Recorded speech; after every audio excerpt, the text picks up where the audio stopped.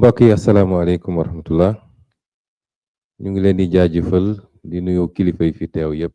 messieurs les membres du gouvernement, messieurs les représentants des organisations syndicales, des centrales syndicales et évidemment les grands patrons qui vont alimenter le plan de redressement en recettes. Di am contenté ci dynamique bi parce que c'est une dynamique bu ñu démarré ci bi ñu dajee waxtaan ni ko monsieur le ministre rappelé léegi ba tënk principe bu ni réew pour mu avancer il faut que ñi ko seq ñëpp donte du ñun ñi rek ñoo seq réew mi mais pàcc yu am solo lañ ci rawatina ki li jëm ci liggéey il faut que ñooñu toog waxtaan diisoo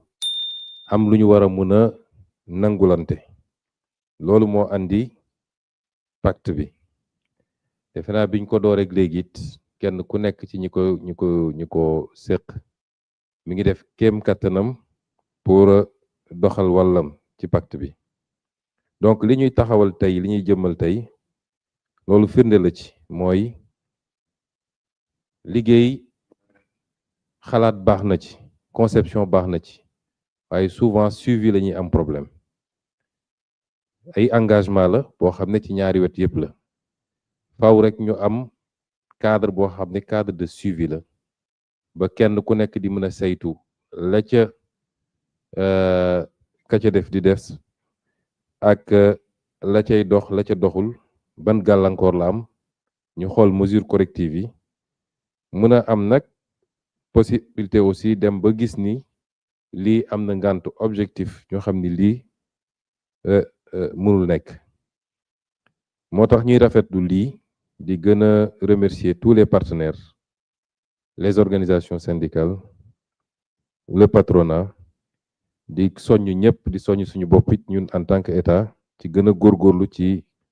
kenn ku nekk li ciy wàllam mu def ko waxtaan gi nag déglu naa discours ñëpp waaye dama bëgg a fàttali ni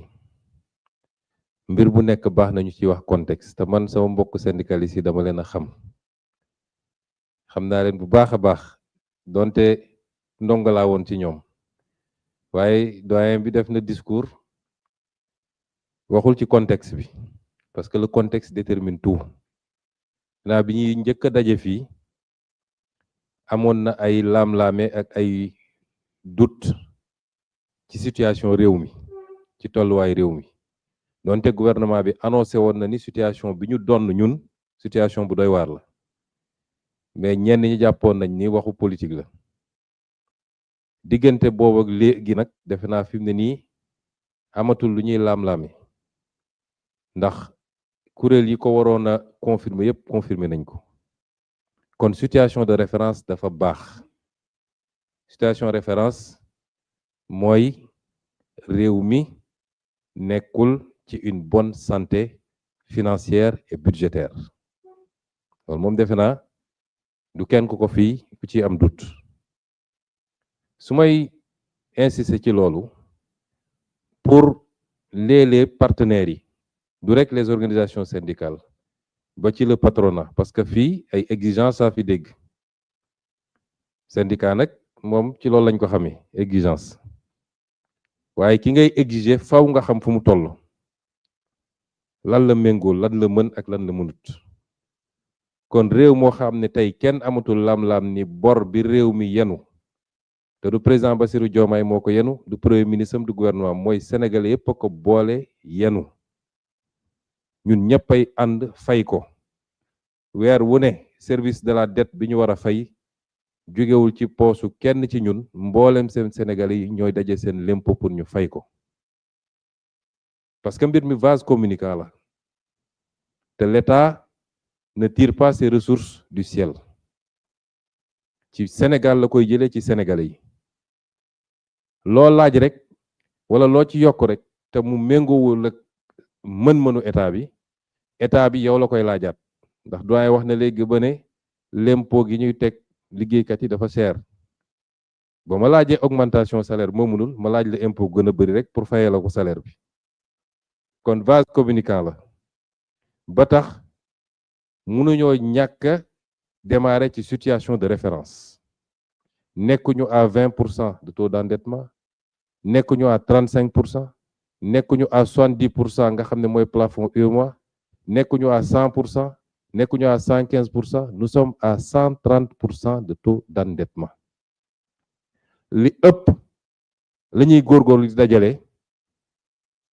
ministre des finances ngi nii bor ba la koy fayee te mënuñu koo ñàkk a fay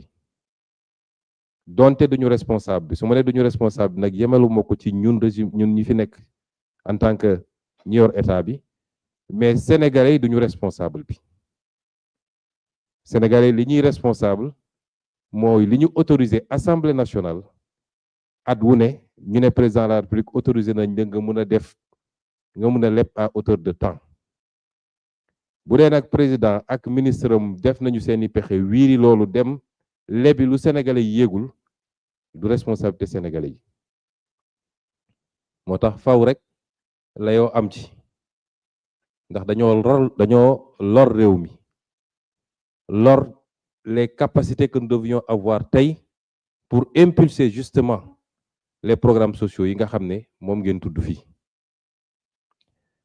loolu mooy situation de référence bi baax na ñu koy fàttali j'aurais été très content bu ma déggoon doyen bi mu waxee doléance yépp mu daaneel ne xam nañ nag fi réew mi toll loolu baaxoon na ci j'aurais été très content monsieur Beydi Agne bi mu waxee ba tudd plan de redressement ma ko ciy remercier ndax mu ngi koy fàttali sénégalais saa su ne mu fàttali lan moo tax plan de redressement am mooy situation bi ñu doon ànd ak nag contexte bu difficile bi yépp nun xam nañ li tax sénégalais yi andi ñu fii te am nañ ci ñoom yërmande gu doyo doy du rek ni ñuy tuddee travailleur te suñ ko wax mooy travailleur salarié ndax baykat bi nekk fële travailleur la keneen ak keneen nappkat beeg yooyu mbooleen seen sénégalais yi am nañu yërmande ci ñoom bu ñu yàlla mayee ñu weesu lii lañu ñi namm ci sénégalais bu ne mooy sénégalais bu ne yéeg naataange fii ci réew mi mu dëkk ba kenn dootul xalaat naan maa ngi koy uti ji feneen loolu nag processus la sànq dama déglu doyen Guiro mu wax lu am solo ma d'accord ci aucune émergence économique n'est possible sans stabilité sociale mu yokk ci aucune stabilité sociale n'est possible sans justice sociale ma yokkal ko ci troisième point bu ndaw rek mooy aucune justice sociale n'est possible sans création de richesse richesse boo ko créewul doo ko redistribuer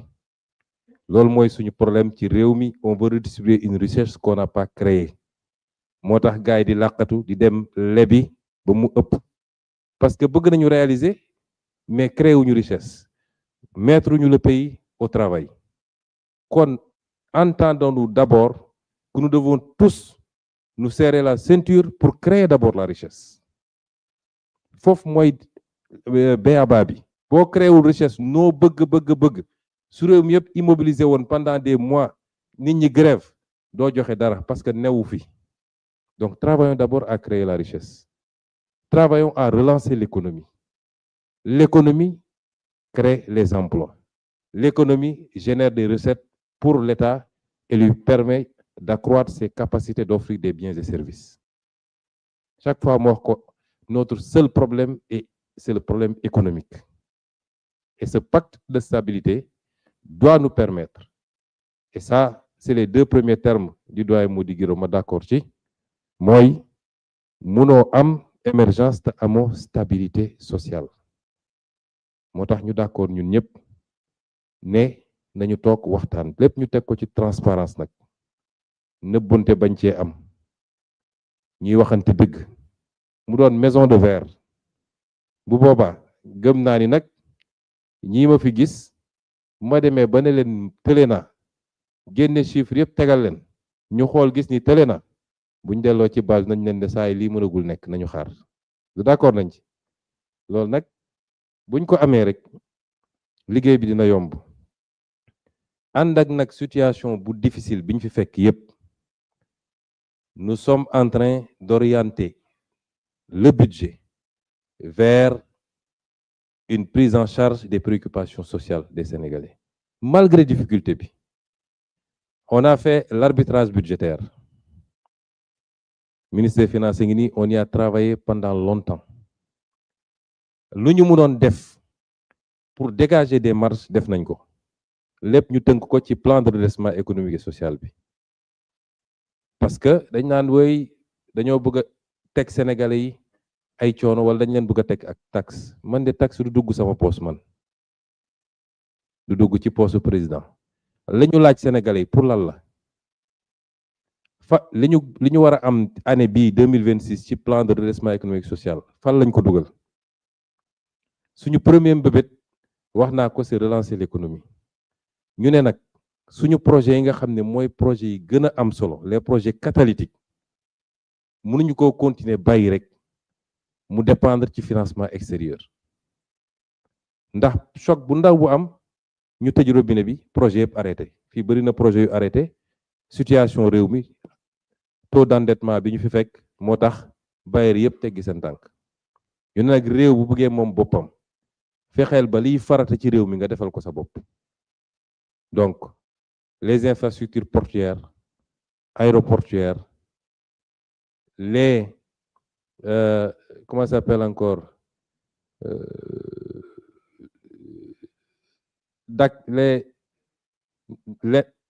les agropoles, particulièrement ñaar yi nga xam ne commencé woon nañ ko démarrer bu sud ak bu centre, le réseau gazier du Sénégal, l'énergie yi nga xam ne day impacter ci suñu économie dama ne ministre des finances beral ma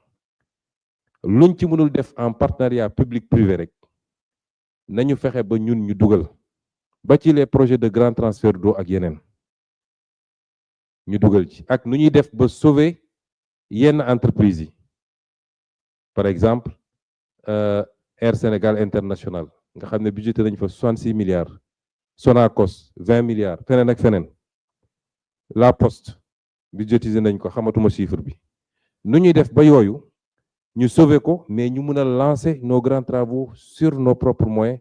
à défaut de le faire avec le secteur privé national et international. ñu ne it jafe-jafe yi ni muy am yépp nañu xool lu ñu mën a def ci wàllu social moo tax am nañu lu mat 30 établissements publics de santé yoo xam ne budgétisé nañ ko am na ci au moins une dizaine yoo xam ne dina commencer ci 2026 bi léegi wax nañu li ñu war a def ci njàng mi ci suuf comme njàng mi ci kaw ba ci logements sociaux yi nga xam ne schéma bi nga xam ne sax ministre bi moom la liggéeyee peut-être du woon schéma financement état waaye dama ko ne inscrire ma foofu un crédit provisoire de 20 milliards boo xam ne war na mën a commencer ci 30 000 logements sociaux yi ñu bëgg a def kon ñun ñu ngi essayer orienter social di liggéey it ci yeneen anam yoo xam ne luy jàppale sénégalais la ci seen coono moo tax fi mu toll nii mun naa annoncer ni ci fan yu néew mesures yi nga xam ne ci ndigalu président de la république bi ma ne woon ma liggéey ci ma installé fii une commission boo xam ne ministère yi ci waroon liggéey ak ñu ciy liggéey te ministère de l'énergie coordonné ko ñu liggéey ci depuis 8 mois mun naa ne ci fan yu néew incha allah dina am des mesures de baisse ci courant bi ak ci produits pétroliers muy essence bi ak gaz bi ak gasoil bi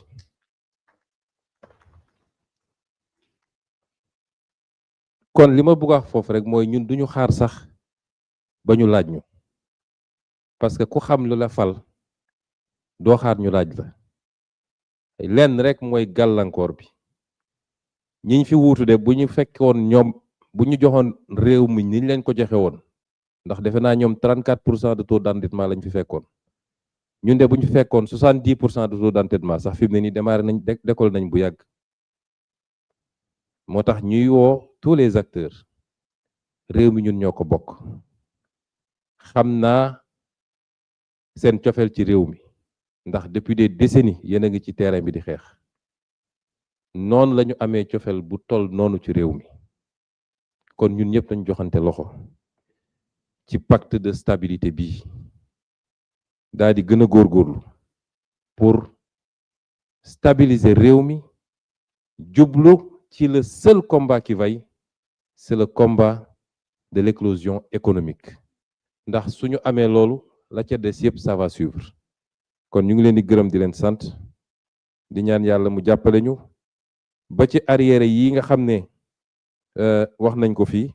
loi de finances rectificative bi 500 milliards la ñu inscrire ci arriéré yi dafa fekk nag ministre des finances dafa waxoon IGF nañu auditer arriéré yi parce que am na lu ci sell am na lu ci ñàkk sell ci arriéré yi donc audit boobu defe naa léegi mu jeex su dee rapport bi sax ñëwagul mais ñi ngi góorgóorlu malgré la situation du pays pour faire des efforts substantiels sur la dette intérieure parce que nag j'ai l'impression quelquefois nit ñi dañu xamul dara dañu am lu ñu bàyyiwul xel ñun mënuñu am plaisir ci gis jafe-jafe entreprise yi parce que entreprise bu doxee ñun la doxal la pression politique day wàññeeku ci ñun bu doxul dina métti ci entreprise yi lool mais ci ñun lay gën a métti parce que pression politique bi yëpp ci ñun lay ñëw kon nous avons autant intérêt sinon plus intérêt à ce que les entreprises marchent te waxuma la rek aspect social ak pression politique bi waaye ñoo may fay samay l'impôt donc nous avons intérêt à avoir des entreprises qui marchent de micro-entreprises des PME PMI et des champions qui marchent d'ailleurs l'une des initiatives du président de la République te ma liggéey ci ak secrétaire général ba pare ba dresser sax une première liste c'est dans le cadre de li ma wax effort yu ñu def ci wàllu budgétaire pour dégager des marges substantielles et lancer de grands projets président dafa ne woon nañu fexe ba dresser une liste